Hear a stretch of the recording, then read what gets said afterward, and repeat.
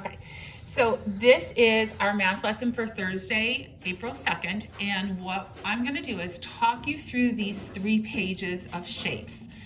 Now, either one, you printed them out, and so you can just follow along with me, or you're gonna be drawing these on a separate sheet of paper so that you have these cards for the game for the next day. So, you want to take your time, you want to do your best job if you're making the cards to make them look as much like the card that they need to be. My job right now is to share with you what the shape is and why it's that shape. And Gracie's making faces with me as I'm videotaping this. Okay, and Brian is making some kind of dessert. Here we go. The first one, the one that's labeled A, is a rectangle. The reason why I know it's a rectangle is it's a 4-sided polygon. And we have one set of parallel lines, parallel, parallel, and then another one, parallel, parallel. And I know one set is longer than the other. I also know it's a rectangle because there are 4 right angles. The second one, oh yeah, you can still see it, B. This 3-sided shape, so it's going to be a triangle. The reason why it's a right scaling is because here's my right angle, making it right. Scaling, if I took a ruler and measured, all of these measurements would be different measurements. C, rectangle. Again, 1, 2, 3, 4-sided figure, parallel, parallel, parallel, parallel. And one set of parallel lines is longer than the other. This is longer than these two. I know these are 4 right angles. Rectangle. This one is a square, and I know it's a square because it is 4 right angles. It's 4 sides, but what makes it a special kind of rectangle is that all 4 sides measure the same length. Special kind of rectangle. All right, this one's easy. 1, 2, 3, 4, 5. A 5-sided figure, 5-sided polygon is a pentagon. This one is a parallelogram, and I know that it's a parallelogram because it is a 1, 2, 3, 4-sided figure, and it has 2 sets of parallel lines. Here's one set, this one, and then this one's another set. So a rectangle can be a parallelogram, and so can a square. They're just very specific kinds of parallelograms.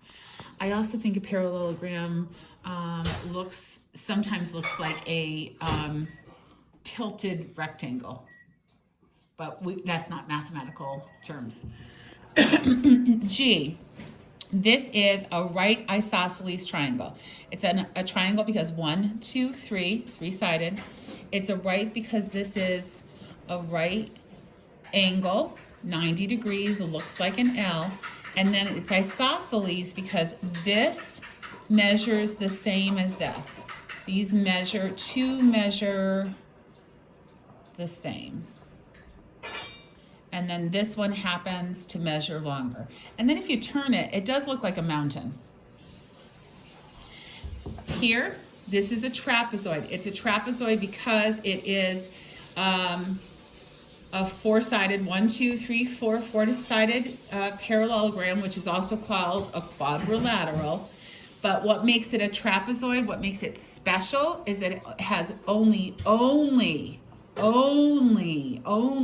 one set of parallel lines. And the ones here, this one is railroad track with this one.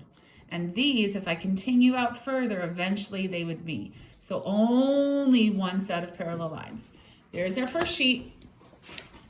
And if you need to go back and rewatch and pause, you can do that. I is 1, 2, 3, 4, 5. This is a pentagon.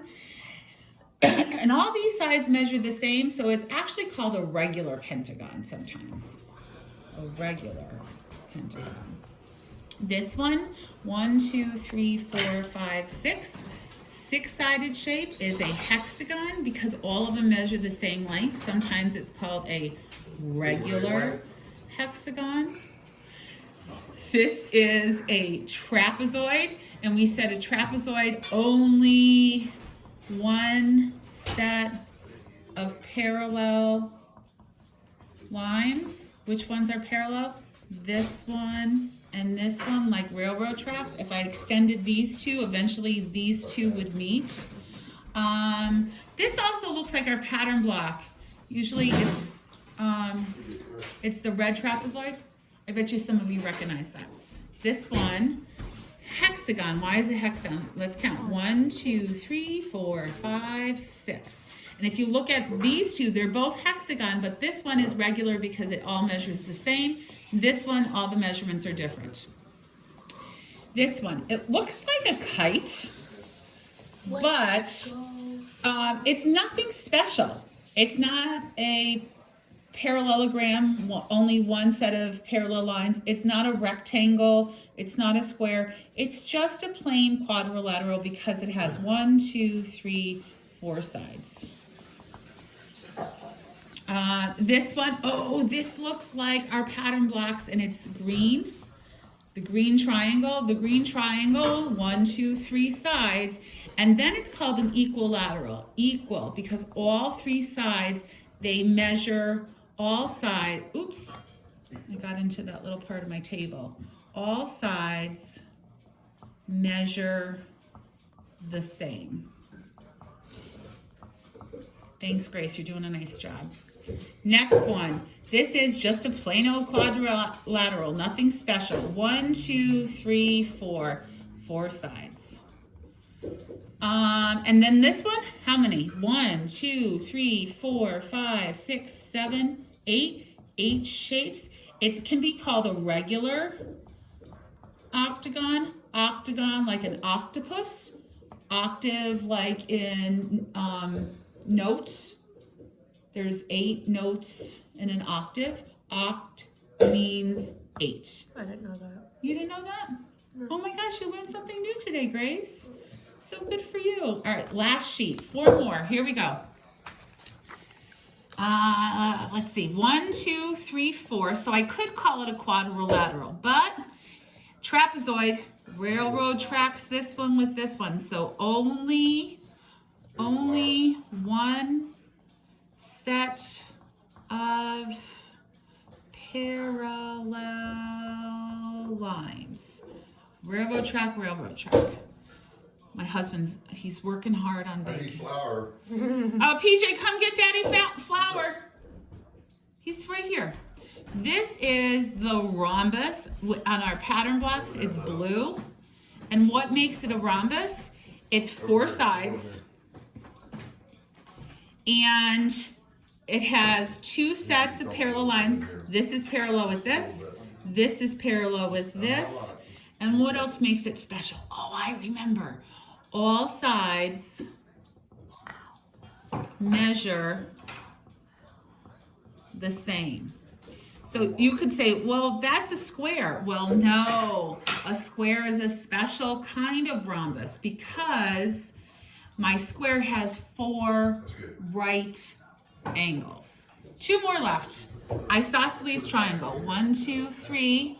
The tri means 3. And then isosceles, 2 sides measure the same. So these two sides measure the same. So we have an equilateral, all measuring the same, isosceles, 2 measuring the same, and then scaling, none of them measure the same. And then here we are, scaling, they all measure different measures. They all are different. This one's different than this one, and this one's different than this one. They're all different. That makes it scaling. And what makes it a triangle? 1, 2, 3. Tri makes 3. So friends, we're done going over them. Your job is to, if you've printed them out, you don't have to write all the notes, but writing the notes might help you. You really just need to write the name of the shape and then cut out the cards, and you have A through T cards, and hold on to them for the game. We're going to be playing the game a couple of times. If you didn't print it out because you don't have a printer, get a piece of paper and make little cards, draw the picture, write the name on it so that you can play the game too. It's a fun game every year. All the kids love it, and I know you will too. All right, thank you, Grace.